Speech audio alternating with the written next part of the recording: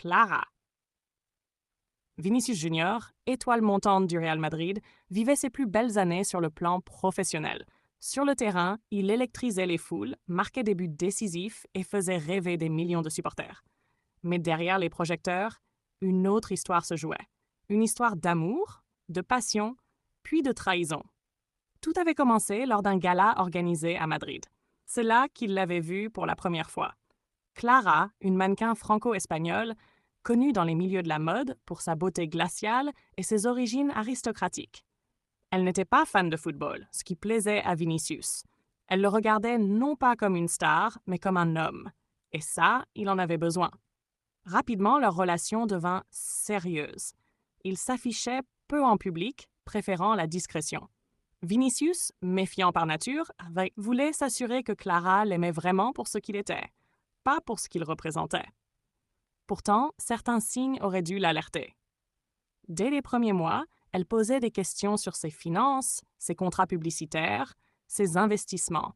Elle insistait pour l'accompagner à ses rendez-vous d'affaires, proposait de l'aider à mieux gérer son image, tout en refusant de le présenter à ses propres amis. Vinicius, aveuglé par l'amour, pensait qu'elle voulait juste le protéger du monde cruel du football.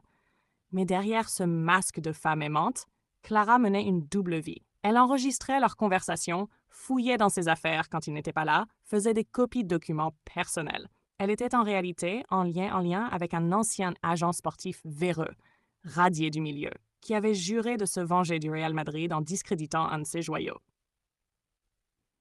Un jour, tout a explosé. Une vidéo privée de Vinicius, captée à son insu dans l'intimité de son appartement, a été diffusée sur les réseaux sociaux. Elle montrait non seulement des détails embarrassants de sa vie personnelle, mais également des propos sortis de leur contexte, laissant croire à des propos misogynes ou irrespectueux.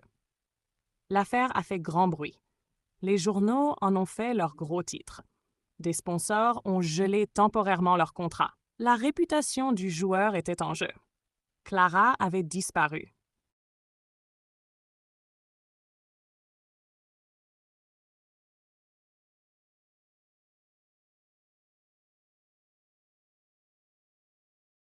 Du moins, jusqu'à ce soir-là.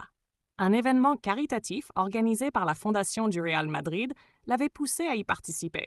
Parmi les invités, journalistes, anciens joueurs et célébrités triés sur le volet. Et au milieu de la foule, une jeune femme brésilienne nommée Lucia. Journaliste, diplômée de l'Université de São Paulo, venue couvrir l'événement pour une émission culturelle. Lucia était l'opposé de Clara. Naturelle, calme, cultivée. Ils avaient parlé de littérature brésilienne, de racines, de foi, de blessures. Pas un mot sur le football. Il en fut troublé. Après plusieurs rencontres discrètes, il s'ouvrit à elle. Lentement. Trop lentement. Pendant des mois, tout semblait sain. Jusqu'au jour où une série de captures d'écran anonymes furent publiées par un média en ligne douteux. Des messages privés entre Vinicius et une femme, supposée être Lucia, y étaient exposés. Des messages où l'on voyait des conversations sexuelles, des échanges brutaux, des remarques à caractère raciste ou sexiste. C'était une bombe. Les titres pleuvaient. Vinicius Junior encore